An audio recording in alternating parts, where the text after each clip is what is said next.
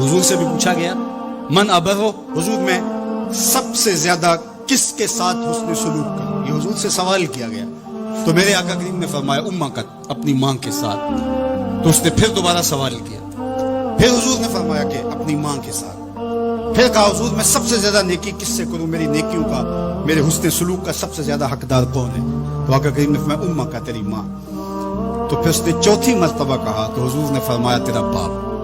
تو 3 مرتبہ حضور نے ماں کا ذکر کیا. علماء نے یہاں لکھا کہ والد اولاد کی تربیت کرنے کے لیے مشقت سہتا ہے، کمائی کرتا ہے، یہ ایک مرحلہ ہے اس کا. ماں 9 ماہ تک اس کو اپنے پیٹ میں رکھتی ہے، ایک مرحلہ یہ.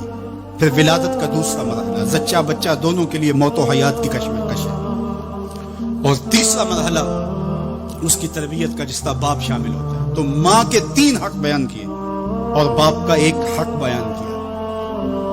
مجھے بتاؤ وہ ماں اور وہ باپ جو اولاد کو اپنی آنکھوں کا تارا اور نور نظر کہتی ہے، کیا اس کے حق ساری زندگی بھی کوئی لگا رہے تو ادا کر سکتا ہے؟ کسی نے کہا کہ میں نے ماں کو اپنے کندھوں پہ اٹھا کے حج کروایا اور موسم میں حدت اور گرمی اتنی تھی کہ گوشت کا ٹکڑا زمین پہ پتھر پہ ڈال دیا جاتا تو وہ بھن کے کباب بن جاتا، کیا میں نے اپنی ماں کا حق ادا کر دیا؟ کہا تیری ولادت کے وقت جو اس نے تکلیف سہی، اس تکلیف کے ایک جھٹکے کا حق بھی ادا نہیں. یہ تیری ماں ہے، کیا تو اتنی بے وفا ہو گئی ہے کہ اس ماں کی مرضی اب تیری مرضی نہیں رہی؟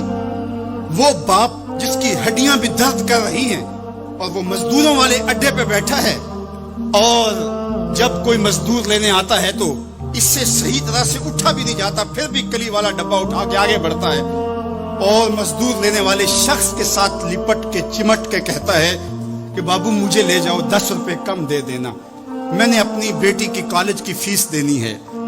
وہ باپ جس کی ہڈیاں دکھ رہی ہیں اور جا کے دیوار پر کلی کر رہا ہے، اس کی کمائی سے کالج میں پڑھنے والی بیٹی کو ایک خاتون ایک سجے ہوئے دفتر میں بٹھاتی ہے اور کہتے تو پدر شاہی نظام کے خلاف بغاوت کر، تیرا جسم تو تیری مرضی ہونی چاہیے، باپ ہوتا کون ہے؟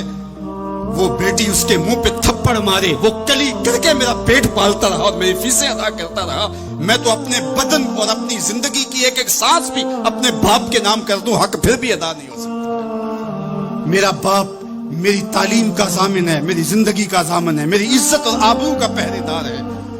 اللہ اکبر. معاشرہ بدل گیا، حالات کے تیور تبدیل ہو گئے، بغاوتیں بھر گئیں، وفاؤں نے دم توڑ دیا. مغرب کی تہذیب سوائے تکلف کے اور کچھ نہیں ہے، اور چہرہ جو روشن نہ ہو تو کیا حاجت گلگونہ فروش. نئی تہذیب تکلف کے سوا کچھ بھی نہیں ہے. یہ مغربی تہذیب کی یلغار نے مرد آوارہ، بیکار، زن، کمار باش کیا معاشرہ تخلیق کیا جا رہا ہے.